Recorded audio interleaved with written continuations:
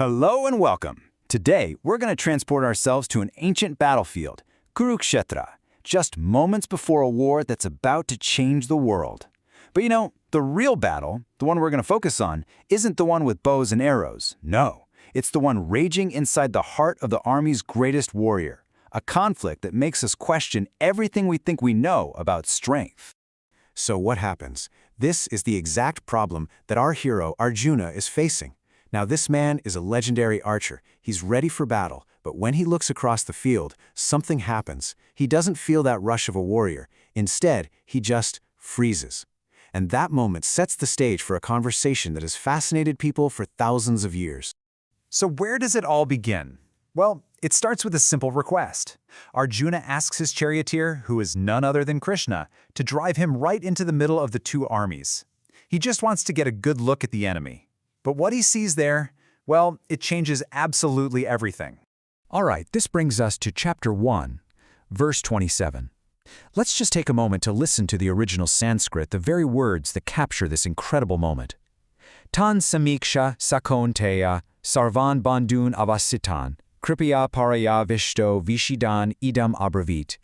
So what does this actually mean for Arjuna? Here's the crucial part. He's not just looking at an army. He's not seeing nameless, faceless soldiers. He is seeing his own family, his cousins, his beloved teachers, his grandfathers. And the first feeling that hits him isn't rage or battle readiness. No, it's a deep, powerful, and overwhelming compassion. The original Sanskrit is so incredibly precise about what he's feeling. It's not just any compassion. The text uses the words kripaya paraya, which means a compassion of a really high grade, and he is avishta, totally overwhelmed by it. This leads him to vishidan, which means he starts lamenting.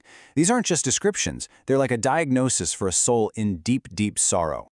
Now this intense emotional storm doesn't just stay in his mind. As we're about to see in the very next verse, it starts to show up in a very powerful, very physical way. His own body, the body of a great warrior, starts to betray him.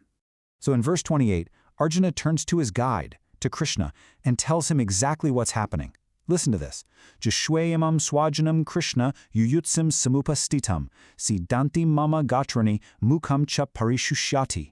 He sees his own people, his swajanam, and he is just stunned that they are so ready to fight. But instead of matching that energy, his body just revolts. This isn't some kind of strategic doubt. No, this is a visceral, gut-level rejection of the violence that's about to unfold. I mean, this is such a powerful example of the mind-body connection, isn't it? Just think about these phrases. Shidanti mama gatrani. My limbs are quivering. The strength is literally draining out of this legendary warrior. Mukham cha parishushati. My mouth is drying up. We all know these feelings, right? They're the classic, undeniable signs of intense anxiety and distress.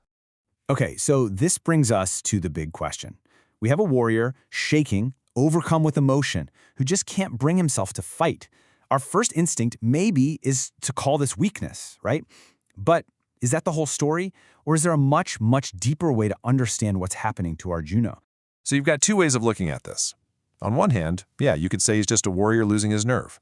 But the ancient commentaries on the Gita, they offer a pretty radical alternative. They argue that these symptoms are not signs of weakness at all. Instead, they're signs of soft-heartedness, and that's considered the key quality of a pure devotee. And this isn't just an idea pulled out of thin air, it's actually backed up by another classic text, the Srimad Bhagavatam. It says that anyone with unflinching devotion will naturally have all the good qualities of the demigods. So from this angle, Arjuna's crisis of compassion isn't a bug in his programming as a warrior. It's actually proof of his virtue. So let's dig into this a little bit more. The text makes a really sharp distinction between someone like Arjuna, a devotee, and someone who isn't, no matter how educated or cultured they might otherwise be.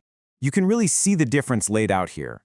For the devotee, the default state is this soft-heartedness, this compassion.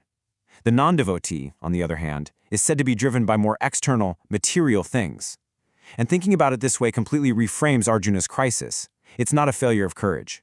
It's what happens when a deeply virtuous person comes face to face with the true horror of war. So this leaves us with a really profound question to think about. What if the very things we tend to label as weakness, the quivering limbs, the lump in your throat, what if they're actually evidence of a much deeper virtue? In a world that so often tells us to be tough, this ancient story suggests that maybe, just maybe, true strength is found in having a soft heart. It's a powerful idea to consider.